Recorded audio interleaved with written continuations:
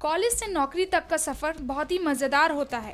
College life किसी भी student का सबसे सुनहरा टाइम होता है, जिसे कोई भी स्टूडेंट कभी खत्म नहीं करना चाहता। पर जैसा कि सब जानते हैं कि टाइम किसी के लिए नहीं रुकता। कॉलेज की पढ़ाई खत्म होने के बाद फील्ड में उतरकर काम करना ही पड़ता है। कॉलेज की पढ़ाई और इंडस्ट्री में प्लेस्ड होकर काम करने में काफी अंतर है। किसी भी इंस्टीट्यूट में अगर आप देखोगे तो 10, 15, 20% बच्चे ऐसे होते हैं जो पहला जॉब 2 महीने में छोड़ देते हैं। वो क्यों छोड़ देते हैं? वो इसलिए छोड़ देते हैं क्योंकि उनको आदत ही नहीं होती उतनी मेहनत करने की। कॉलेज में एक आराम से रहते हैं, जैसे ही कॉर्पोरेट में जाते हैं एकदम कॉर्पोरेट वाले तो उनसे एक्सपेक्टेशन होती है कि ये पहले दिन जाके ही इतना बिजनेस लेकर आएगा।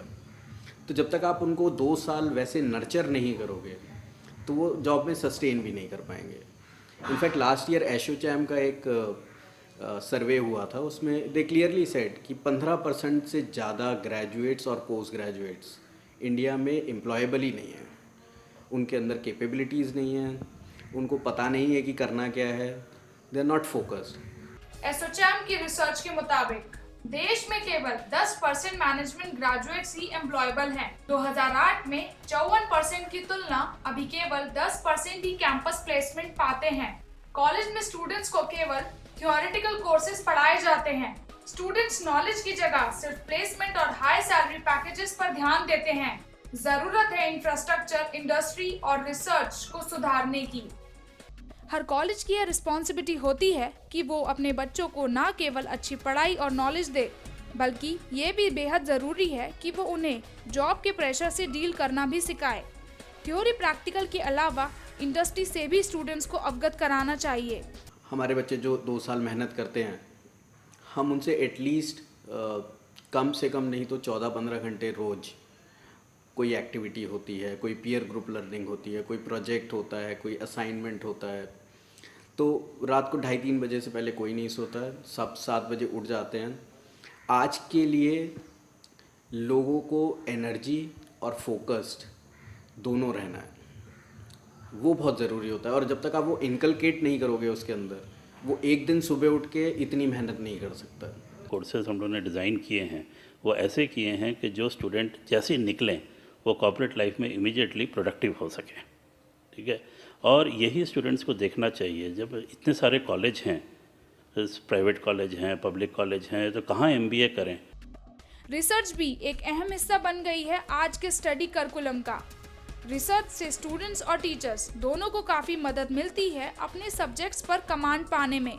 इसलिए अब हर कॉलेज रिसर्च पर बहुत ध्यान देने लगे हैं।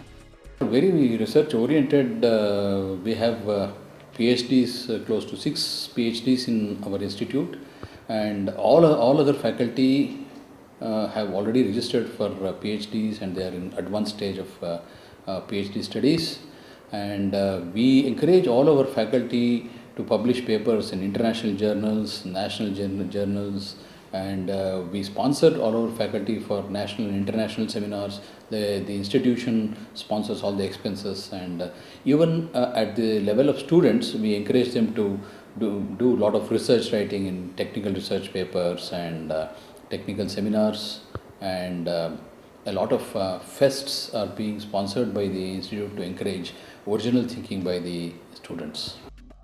रिसर्च के साथ साथ कॉलेज अब नई टेक्नोलॉजी पर भी ध्यान दे रहे हैं।